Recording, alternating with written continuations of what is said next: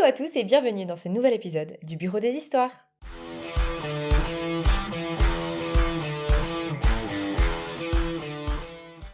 Aujourd'hui, on se retrouve comme d'habitude avec 3 nouvelles histoires, 2 histoires Reddit et une histoire d'abonnés. Mais avant toute chose, si vous nous regardez sur YouTube, n'oubliez pas de vous abonner, de mettre un petit like et d'enclencher la cloche parce qu'on sort 2 épisodes par semaine, ce serait quand même vraiment dommage d'en louper un. Et pour tous ceux qui nous écoutent en podcast audio, n'oubliez pas de vous abonner et de mettre aussi 5 étoiles parce que ça nous aide grandement à faire connaître le podcast dans toutes ces plateformes. Voilà, je crois qu'on n'a rien oublié. Non, c'est parti pour les histoires. Yes. C'est moi le problème d'avoir pris mes distances avec mon ami. Ça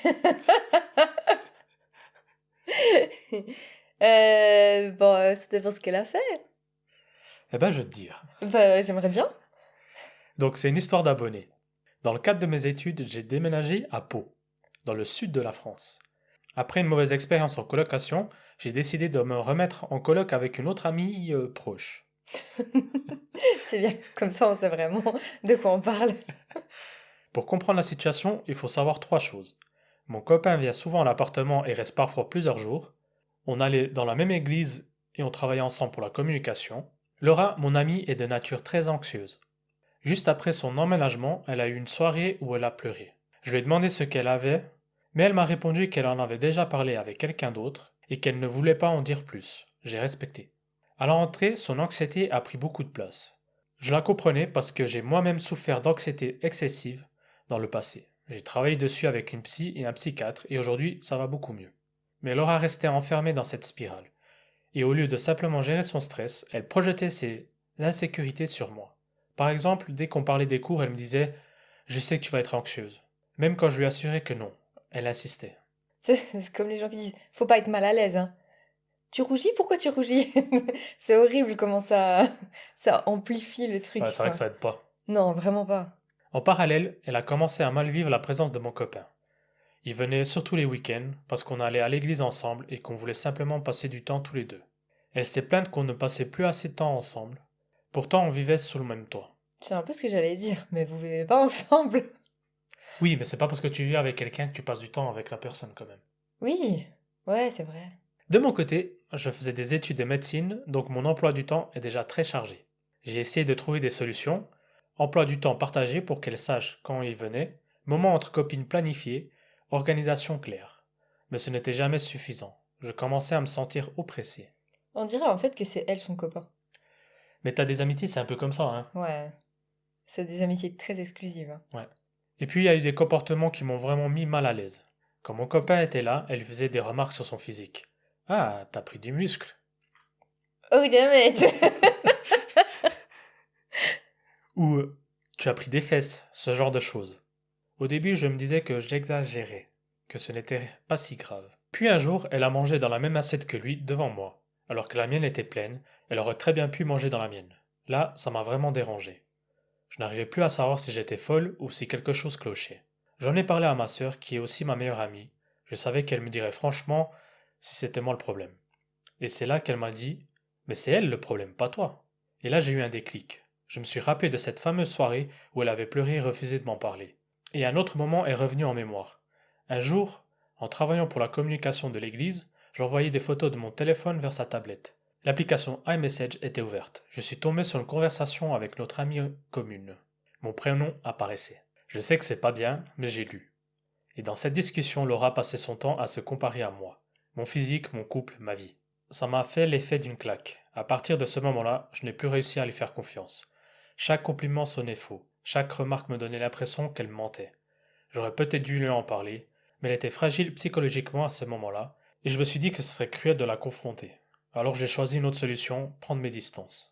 Je me suis éloigné progressivement, parce que je sentais que si je restais dans cette dynamique, j'allais me perdre et recommencer à excuser des choses qui me faisaient du mal. Alors je me demande, c'est moi le problème? Ben non, pas vraiment, hein. C'est une situation très compliquée parce qu'elle vit avec. Oui. Tu sais, c'est pas comme si c'était une amie à toi en dehors de chez toi qui te faisait un peu des trucs bizarres et tu peux te dire bon ben je l'appelle plus et puis si je l'appelle pas je la vois pas. Là tu rentres tous les jours avec cette personne quoi. Et du coup ouais non mais il y a clairement quelque chose qui va pas chez sa coloc. Et je pense clairement qu'elle doit aller voir quelqu'un. Parce que c'est pas normal, en fait, d'avoir autant d'anxiété, d'être autant peu sûr de soi. Pour avancer dans la vie, c'est très compliqué. Enfin, tu vas pas créer des relations très saines, parce que tu vas toujours être dans cette comparaison, ce besoin d'être rassuré, et ça donne des relations, que ce soit avec tes amis ou avec tes futurs copains ou copines, selon, très très toxiques, quoi. Là, tu parles de la coloc. Ouais, je parle de la coloc. Ouais, ouais. Ouais. Non, effectivement. Moi, ça me fait penser un peu à ces films. Ça pourrait faire un film américain Ah oui. où la coloc, elle est là, son best friend, et le copain arrive, elle commence à vouloir prendre la place de la copine, et ça finit en massacre à la tronçonneuse à la fin. Non, non, c'est vrai que ça donne des vibes un peu sociopathe, quoi. Ouais. Mais je pense juste elle est vraiment. Je pense qu'elle a pris l'abonné en exemple, et du coup, elle pense que sa vie est tellement mieux que la sienne qu'il faut qu'elle interpose, tu vois. Oui. Son copain, bah, c'est le meilleur copain du monde, donc forcément, elle va avoir envie d'être plus proche de lui, elle va avoir envie d'être comme elle. En fait, je sais pas, je trouve, ouais, d'un côté, ça me fait mal au cœur pour elle, et d'un autre côté, pour l'abonné, clairement, il faut qu'elle prenne des distances. Parce qu'elle peut pas être son soutien à ce stade-là, je pense qu'elle a besoin d'un vrai professionnel. Oui. Et comme je disais juste avant, c'était peut-être une blague, mais qui peut devenir réalité. Donc elle doit aussi faire un peu attention à elle. Parce que c'est vrai que les gens qui sont, on va dire, mentalement fragiles, ben, il y a souvent la ligne entre le côté fragile et devenir psychopathe est des fois très fine. Donc, Oui, c'est vrai qu'entre l'admiration et l'obsession, ouais, il tu y le a, dis il y a, mieux. il y a pas grand-chose. Tu l'as bien dit mieux. Ouais. Donc ouais, oui, il faut qu'elle fasse attention à elle en premier lieu. Et c'est vrai que c'est toujours triste de laisser des personnes vulnérables comme ça un peu de côté. Mais comme on l'a déjà dit plusieurs fois, hein, on peut pas aider les gens qui veulent pas être aidés. Et elle peut lui conseiller d'aller voir quelqu'un, mais si elle veut pas faire le travail, il faut juste qu'elle prenne ses distances, quoi. Ouais. Non, mais franchement, moi, de mon côté, j'ai pas d'autre chose à dire, parce que je pense que tu l'as bien dit. Pour moi, c'est pas du tout l'abonné le problème. Non, non, non. Et que, effectivement, il faut qu'elle prenne ses distances et qu'elle déménage, je pense. Et qu'elle arrête de faire des Oui. colocs. Apparemment, ça ne sourit pas. Non, vraiment. Elle va emménager avec son copain qui a pris trop de muscles. Ça. Bon, histoire suivante. Yes.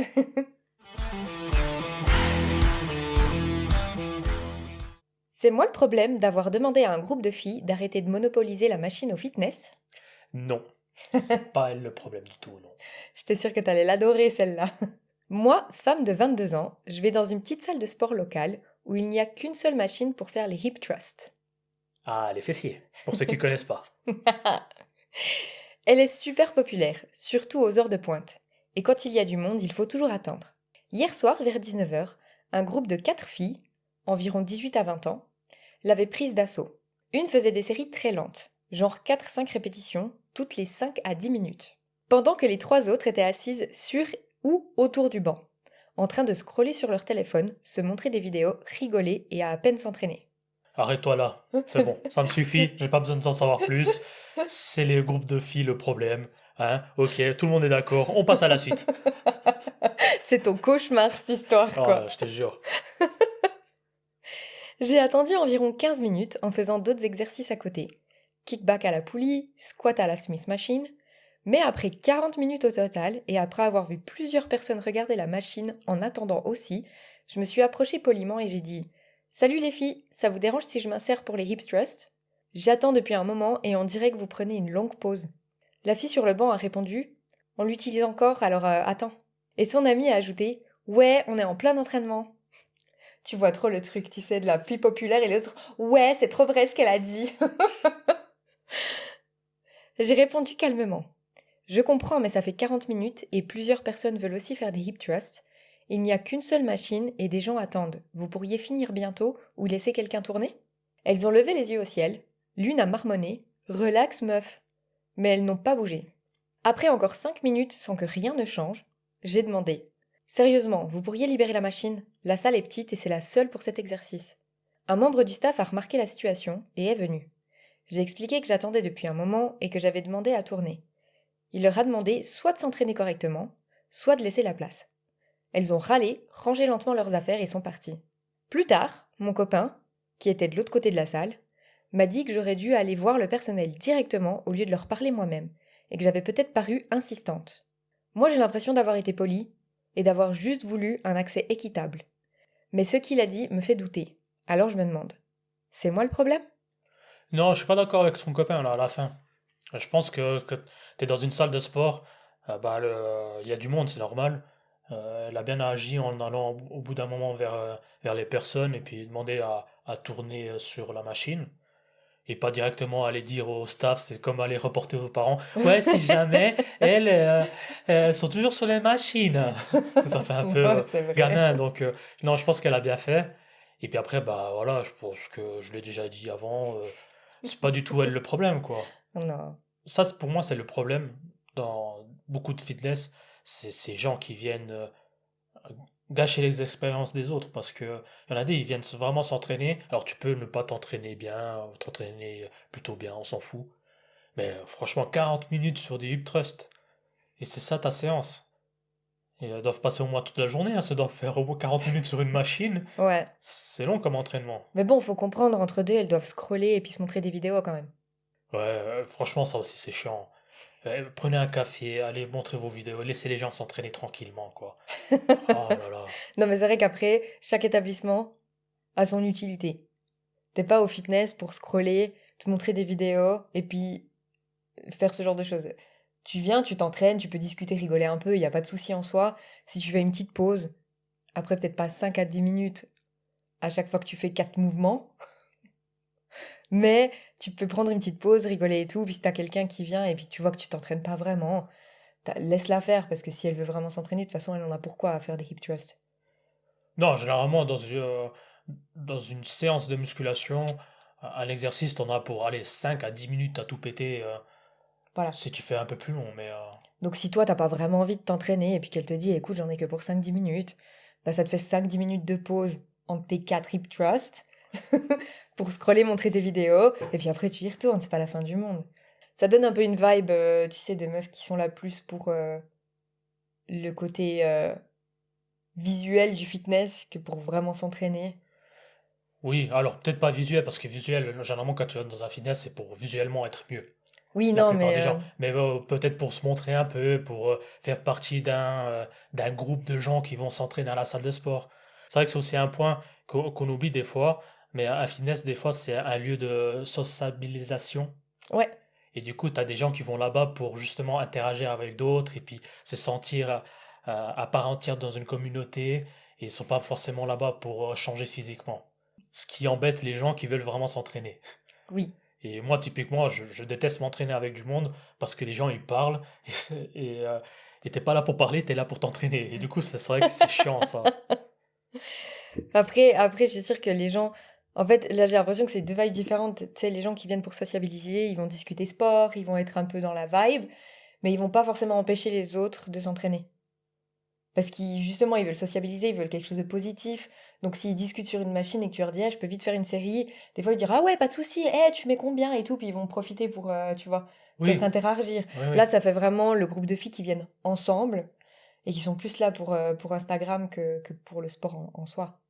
Oui, c'est ce qu'on a dit juste avant, Ouais. effectivement, ouais. Non, mais quoi qu'il en soit, pour moi, bah, ouais, c'est pas elle le problème, celle qui raconte l'histoire. Non, du tout. Je trouve qu'elle a été plutôt gentille en plus. Ouais. Plus gentille que tu l'aurais été. Non, moi j'aurais été gentil, moi. Je suis pas méchant. Faut pas la croire. Tu aurais dit, partez de cette machine. Non, Non, je sais. j'aurais dit, s'il vous plaît, pouvez-vous sortir? Non, moi je serais allé direct au staff. Toi, tu serais allé. Excusez-moi, les filles là-bas sur la machine. Bon, on passe à la dernière. On passe à la dernière.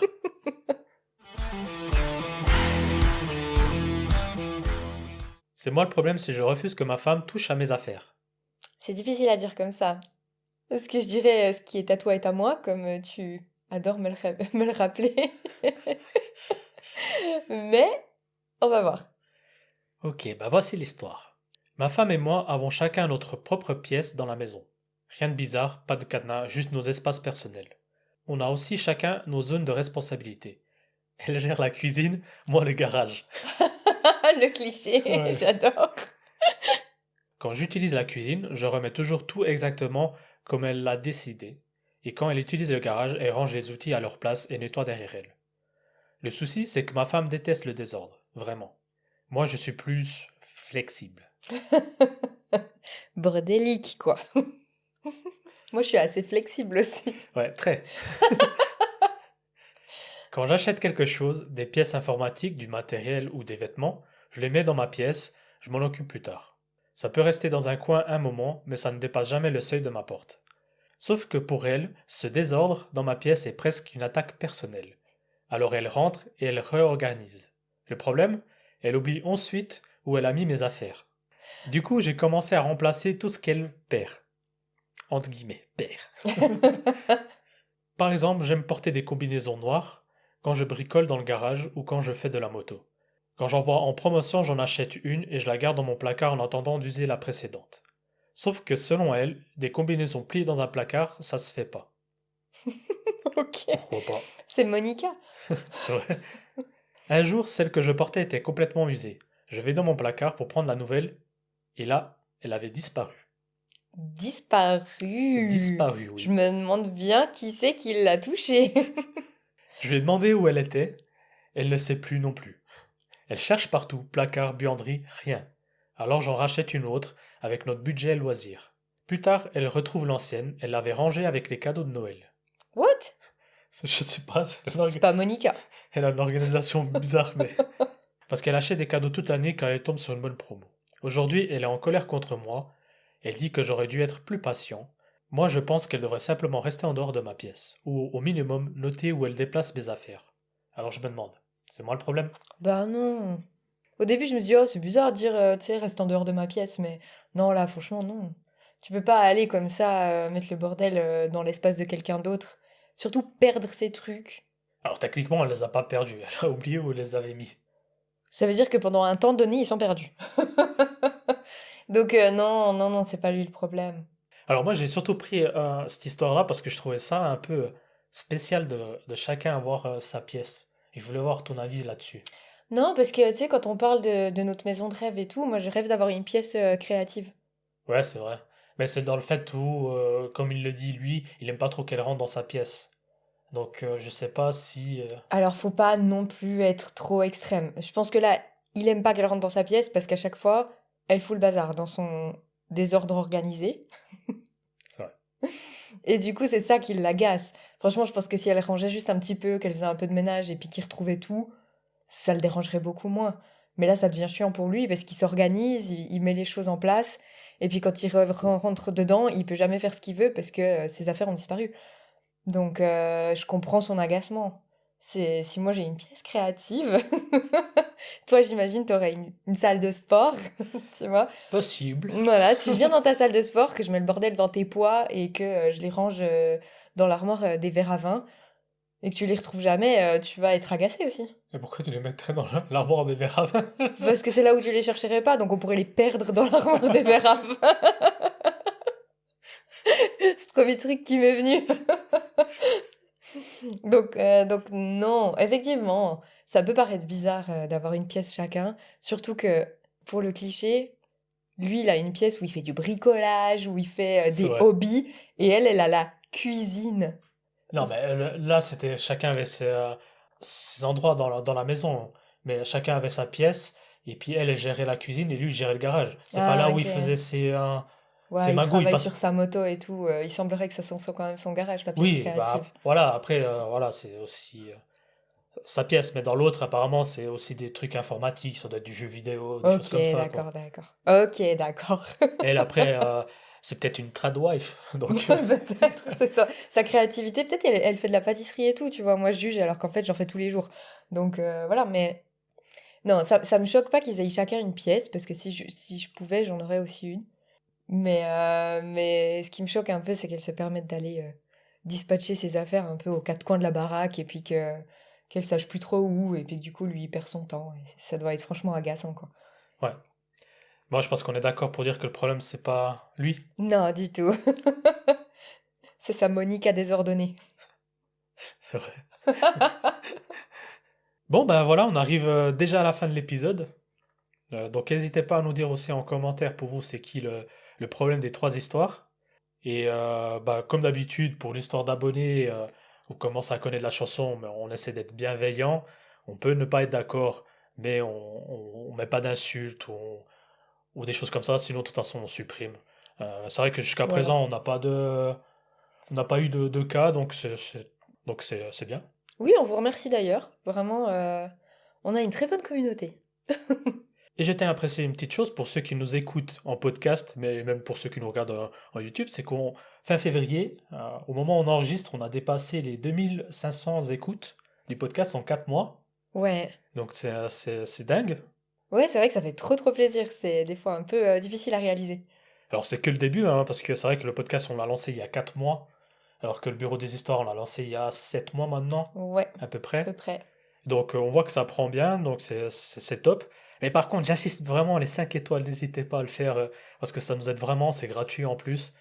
Et puis ça nous pousse dans le référencement de Spotify, Apple Podcast, etc. Donc c'est une grande aide. Donc on insiste un peu là-dessus. Oui, et aussi ça fait trop plaisir. C'est vrai que quand on a des nouvelles 5 étoiles, moi je suis là, ouais, trop bien. Les gens ils nous aiment, ouais. Donc non, ça fait trop plaisir. Ça aide pour tout dans le podcast, donc vraiment c'est important. Donc voilà, c'était aussi pour vous remercier des écoutes et puis bah, pour vous tenir aussi un peu au courant des chiffres. Donc dites-nous aussi en commentaire si vous aimez ce côté-là un peu de chiffres, d'évolution, qu'on peut un peu plus partager. Et puis bah, sinon, sur ce, on vous dit à la prochaine. Yes, Et on y va comme ça. ça marche. Allez, bye bye. Bye.